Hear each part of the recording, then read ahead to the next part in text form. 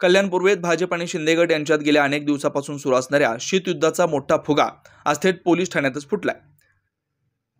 भाजप आमदार गणपत गायकवाड यांनी भर पोलीस ठाण्यात शिंदे गटाच्या माजी नगरसेवकावर गोळ्या झाडल्या। आपण आत्मसंरक्षणासाठी गोळ्या झाडल्याचं गणपत गायकवाड यांचं म्हणणं आहे।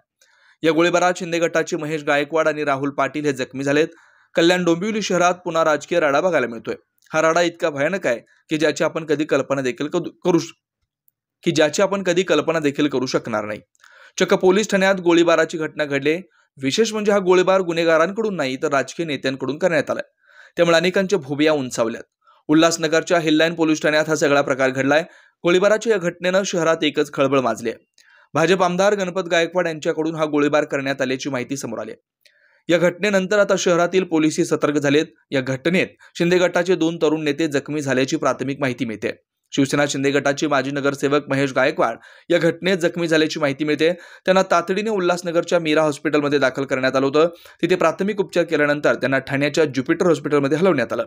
गणपत गायकवाड आणि महेश गायकवाड हे वेगवेगळे सामाजिक कार्यक्रम राबवण्यात अग्रेसर असतात। तसं असलं तरी त्यांच्यात सातत्याने राजकीय शीतयुद्ध रंगलेलं बघायला मिळतं। याच शीतयुद्धाचा मोठा फुगा आज उल्हासनगरच्या हिललाईन पोलीस ठाण्यात फुटलेला बघायला मिळाला। गेल्या 2 ते 3 दिवसापूर्वी उल्हासनगर हद्दीतील द्वारली गावात जागेच्या वादावरून शिंदे गटातील कार्यकर्ते आणि आमदारांमध्ये वाद झाला होता। त्या जागेवर बांधण्यात आलेली भिंत आज पुन्हा शिंदे गटाकडून पाडण्यात आली। त्यामुळे हा वाद पोलीस ठाण्यात पोहोचला। या वादादरम्यान आमदार गणपत गायकवाड, शिवसेना शहर प्रमुख महेश आणि त्यांचा सहकारी राहुल पाटील हे पोलिसांसमोर मत मांडत होते। यावेळी दोन्ही गटात वाद होऊन गोळीबार झाल्याची माहिती मिळते। ही प्रक्रिया सुरू आहे। आपला डिटेल नंतर विस्तृतपणे सांगण्यात हिललाईन पोलीस स्टेशन मध्ये गायकवाड आणि आमदार गणपत गायकवाड हे दोघेही देण्यासाठी आले होते। त्या दरम्यान दोघांमध्ये काही चर्चा सुरू होती।